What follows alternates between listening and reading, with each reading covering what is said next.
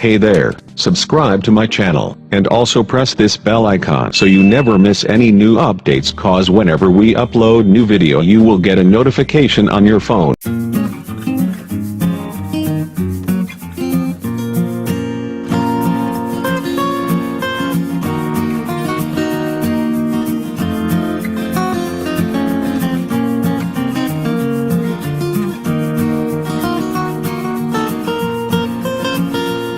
Section 1. You will hear a telephone conversation between a customer and a sales assistant for a mail order company. First, you have some time to look at questions 1 to 6.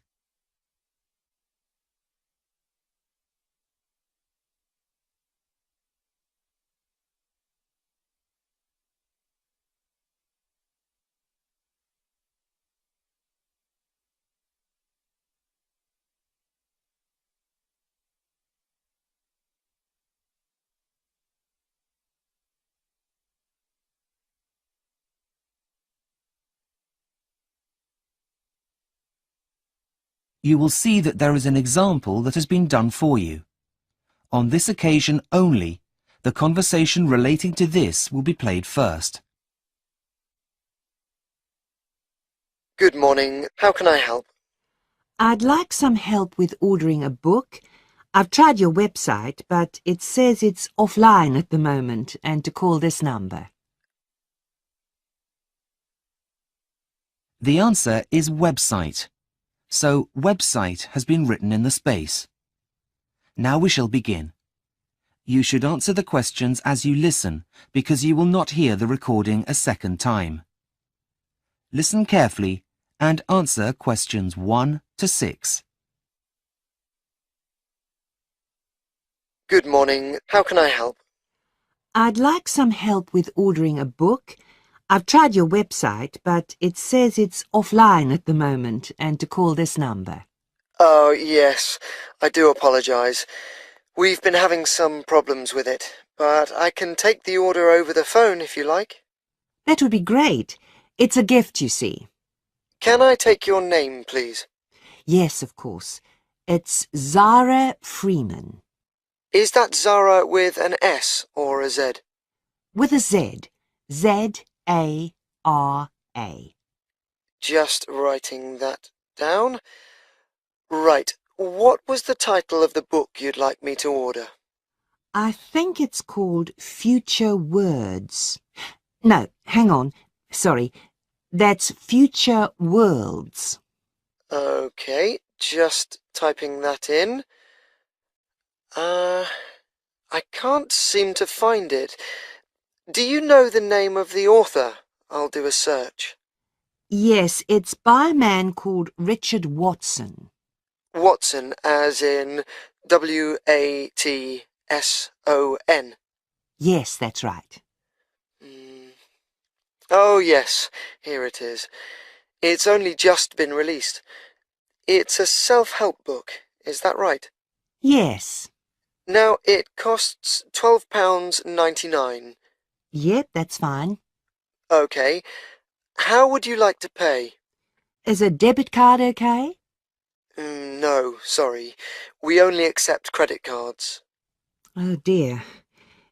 Just let me check to see if I have it with me. Oh, yes, here it is.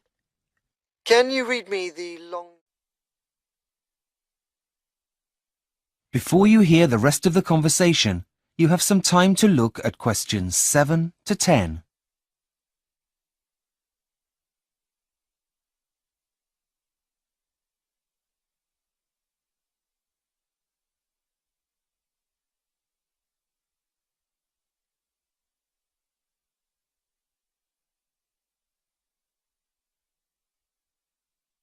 Now listen and answer questions 7 to 10. Right, almost done. Now, I just need the delivery details. Right, I've got my friend's address here. It's 62 Green Gardens, London, N22. Just typing that in. 52 Green Gardens... No, it's number 62. Now, what kind of delivery would you like? What are the options? There are two. The free delivery option takes 5 days, or you can pay an extra £2.25 to have it sent out first class tomorrow. That would come to a total of £15.24p. Well, my friend's birthday is next week, so it should get there in time with the free delivery. So I think I'll take that. Right. That means that it will be delivered on the 21st of February, any time from 8 a.m. to 6 p.m. Is that okay? Well, I know my friend leaves early for work, so would it be possible for him to pick it up from the local post office instead? I'm afraid that won't be possible, but I could add some special instructions for it to be left with someone else, a neighbour, perhaps? Actually, yes. I have met the old lady who lives next door, and she's bound to be home. Could you leave it with her? Fine. I'll add that if he's not home, then the package should be left with the neighbour. That's great. Thanks very much for your help. My pleasure. Thank you for shopping. That is the end of section 1. You now have half a minute to check your answers.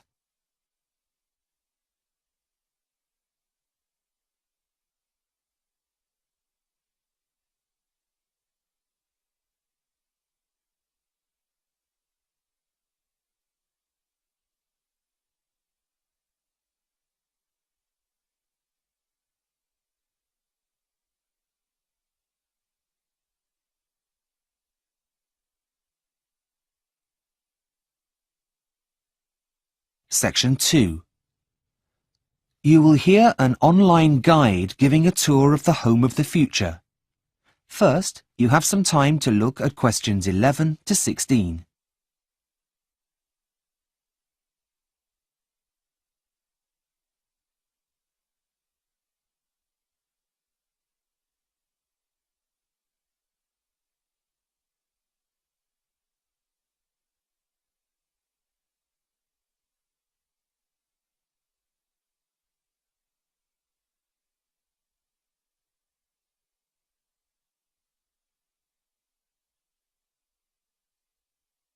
Now listen and answer questions 11 to 16.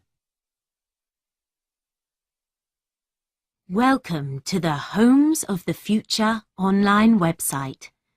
I will be your virtual guide around the homes you could soon be living in. Let's begin our tour in the bedroom. Firstly, the bed is programmed to gently rock you awake in the mornings. There'll be no more rude awakenings by an alarm clock, and it will also know what time you need to wake up, as it will get that information directly from your personal digital assistant, that is, your PDA, which will be inserted into you. Let's move to the wardrobe. Those are your musical shoes that generate music while you walk. The music will change according to how fast you're walking. Calm music for a relaxing stroll, and faster beats for when you're in a hurry. You'll feel like you're walking on air. What's more, your clothes are also intelligent. They sense how you're feeling, and then change colour. The fabric that they're made of also converts your body heat into a low-voltage electricity generator for some of the gadgets that are now inside you, like your PDA, for example. Moving on to the bathroom. So, after waking up, you need a shower. There's no need to turn on any taps, as the house will know exactly what temperature you like the water in the mornings, though you'll still have to wash yourself. From the bathroom, we move into the kitchen. Now, We've all had that horrible feeling when you can't find your keys just as you're about to go out.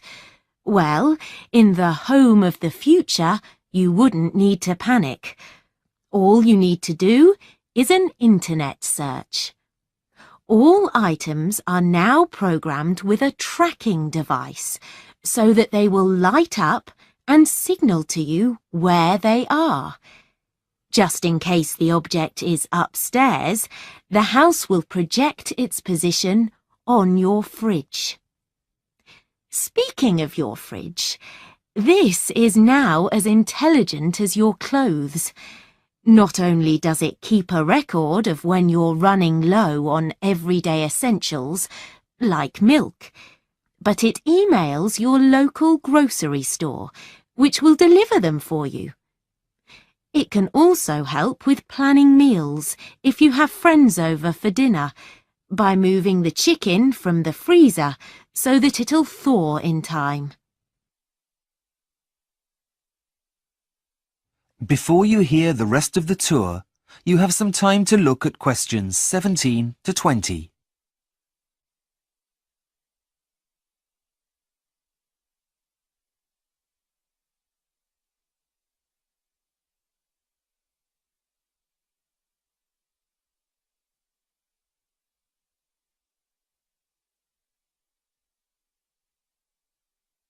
Now listen and answer questions 17 to 20. Lastly, here we are in the living area, which you'll be pleased to hear is still the heart of the family home. Let's enter the room. Now, to the left of the entrance is the main seating area, with a sofa, and directly opposite the entrance is an armchair. The sofa backs onto the wall, and the armchair faces to the left, across the coffee table, to a blank wall. So, where is the TV, I hear you ask? Well, this entire wall is the television. The whole thing is a plasma screen, designed to show your TV, surf the internet, or, when it's not in use, it displays anything you want it to, from family pictures to famous works of art. On the opposite wall to the sofa is a fireplace, which still has a real fire. Nothing beats that now, does it?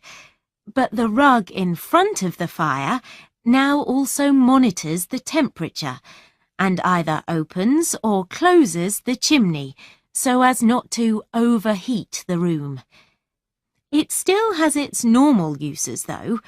As you can see, the cat likes it very much and is curled up on it, happy as can be. What else is on offer? Well, for entertainment, the family still reads books. So there is a bookcase on the wall to the right of the entrance. But what about the computer? Well, it's inside your head and powered by those intelligent clothes you're wearing. Imagine this. As you're sitting relaxing on the armchair, you'll be able to reach out and put your hot drink on the coffee table in front of the armchair.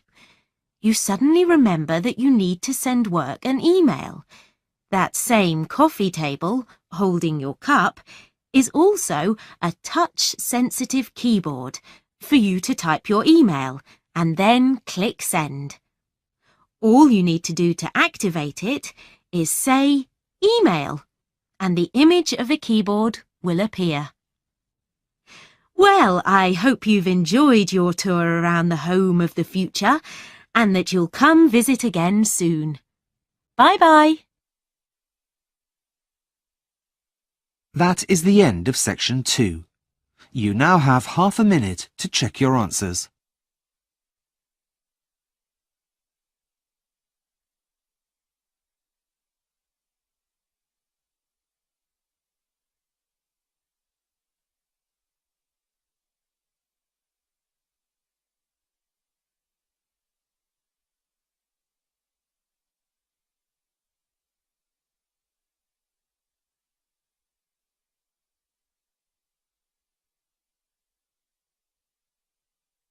section 3. You will hear a tutor talking to a student about a future assignment. First, you have some time to look at questions 21 to 25.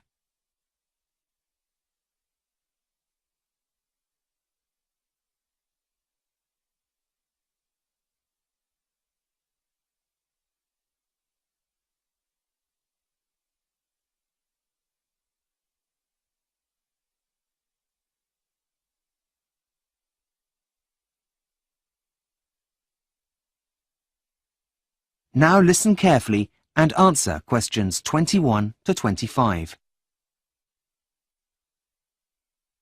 Hi, Professor James. Have you got a minute? You see, I'm having a bit of trouble getting started on my graduate employability assignment. Well, okay, as long as it doesn't take longer than 10 minutes, as I have a meeting to get to at 3:30. Yep, fine. It shouldn't take long at all. Okay, Sally. Tell me what you've done so far, and we'll go from there. Well, as you suggested, I chose 3 local businesses and contacted them via telephone to introduce myself. That's good. Well, the thing is, I couldn't get past the secretary of 2 of them. Do you have any suggestions?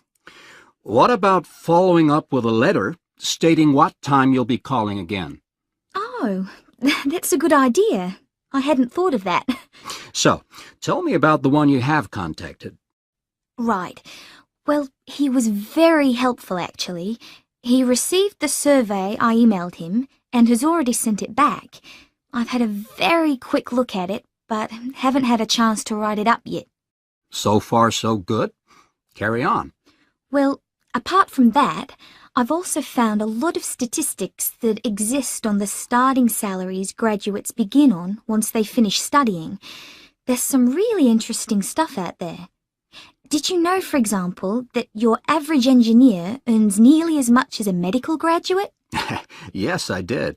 Gosh, I had no idea. Having second thoughts about a career in human resources, are we? No, but I was surprised.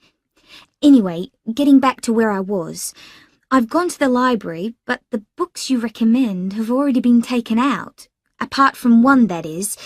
It's called A Starting Success.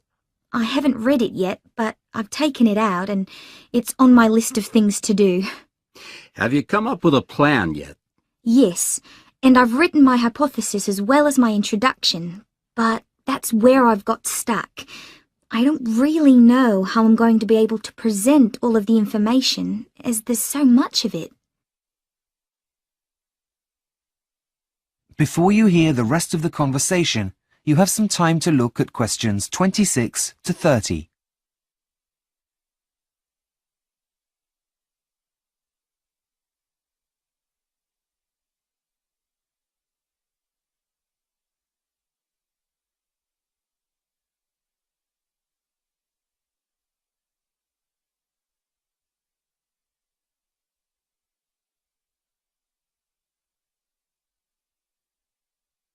Now listen and answer questions 26 to 30. Well, firstly, I'd recommend you start with analyzing what the employer said. Now, can I have a look at the questionnaire you wrote? Yes, here it is. Thanks. Oh, dear. Well, it's no wonder you're overwhelmed with information. You've collected a lot of information which can be overwhelming. Oh dear, that took me ages. And does that mean I can't use it? Afraid so. But don't worry, if you've got a pen and paper, I'll quickly give you some pointers, and then you can rejig it to get the information you're looking for. Okay, just a minute. I know there's a pen in here somewhere. Okay, got it. Right. Well, first and foremost, you need to be clear. There's no point having a beautifully worded document throughout that no one understands. Use language that is simple. Right, got that. What next? You need to catch the reader's attention at the start of the document. And you need to find the right balance between formal and informal language. Your survey isn't an official document, but more of a living one that serves a purpose, So neutral language is best. Okay, just writing that down. Okay. The next one's what your mistake was this time. Try not to use open-ended questions, or you'll find it impossible to collate your results. Yep, I think I've learned my lesson there. What else? Scales really do make the job of completing the questionnaire easier for the recipients by saving them lots of time and effort writing. I take your point. Anything else? One last thing. Make sure you've thought about the logic of your questions. There's nothing worse than trying to make choices about things that seem to have no order. Right. Got it. I see where I went wrong now, and will try to do better next time. Don't worry. It's a very easy mistake to make, and one that many people come across the first time they do this kind of assignment. Okay, Sally, I really must rush. I'm late for my appointment. Of course. Thanks for your help. I'll see you in class tomorrow. Bye. That is the end of section 3. You now have half a minute to check your answers.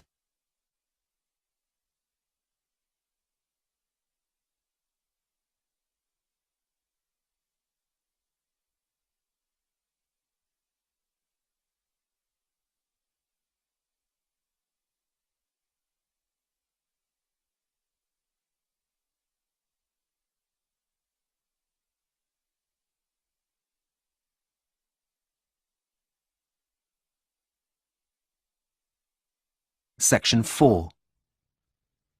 You will hear a student giving a presentation about the process of urbanization. First, you have some time to look at questions 31 to 40.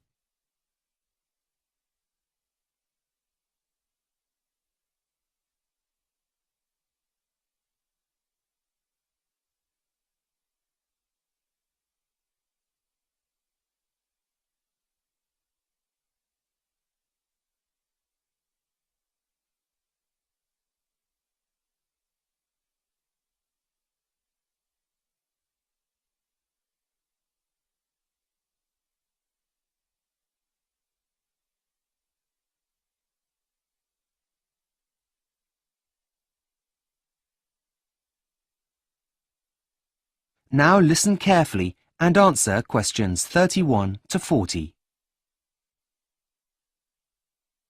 Hi, good morning everyone. I'm here today to present my findings on the process of urbanisation and its impact on the environment. As you know, urbanisation involves the movement of people from the countryside to the cities. As this process continues, the cities of the world continue to grow. I will demonstrate how this growth is eating away at the planet's most fertile land.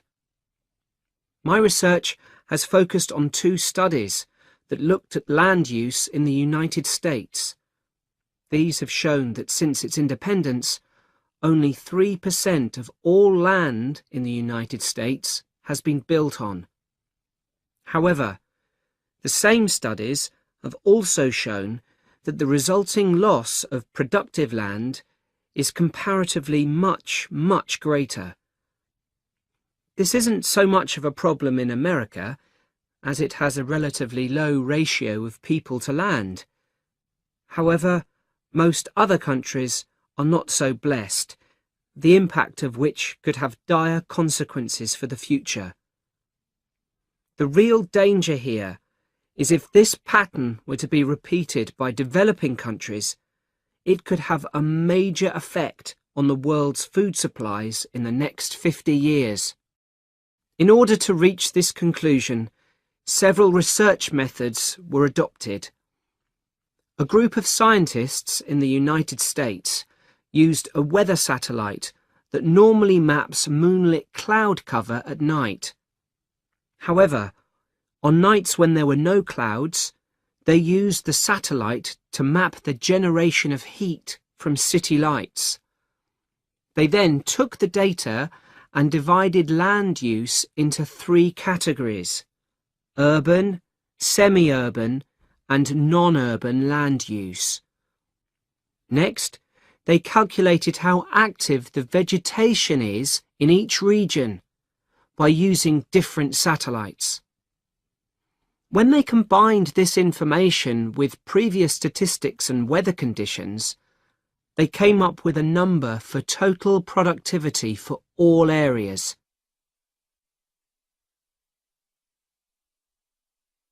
So what did the results of this process of land classification show? Well, firstly, they proved that although only a tiny percentage of the land in the United States is urbanized, and 29% of land is used for agricultural purposes, the land which has been built on actually has the best soils. These were independently corroborated by a second team of scientists in San Francisco, whose results show that this process is happening even faster in the southeastern corner of the United States. This means that land that is extremely productive from an agricultural point of view is being taken over by lawns, golf courses, and a few scattered trees. As a direct result of urbanization, the researchers in San Francisco calculated that every year 91 million tons of plants are lost in the US. So what does this mean for the future? Well, I have come up with some of my own ideas for practical solutions. Countries should calculate whether urbanization is happening on their fertile lands too, especially if they have large populations compared to the amount of land available, like India and China, for example. If it is, then every effort should be made to stop the process from happening. This can be done in many ways. One of them is to stop investing in the infrastructure of those areas. If people don't have the facilities they need, they won't want to live there. But in my opinion, the main solution here is to offer people financial incentives to move away from fertile land to areas that are less valuable in agricultural terms. I hope you've enjoyed my presentation this morning. Thanks for your kind attention. I will now take any questions if you... That is the end of section 4. You now have half a minute to check your answers.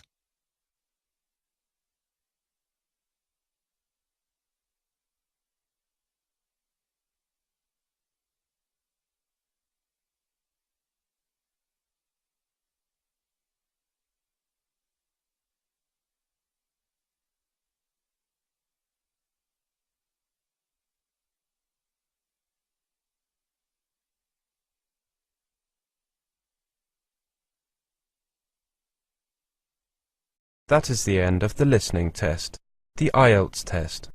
You now have 10 minutes to transfer your answers to the listening answer sheet.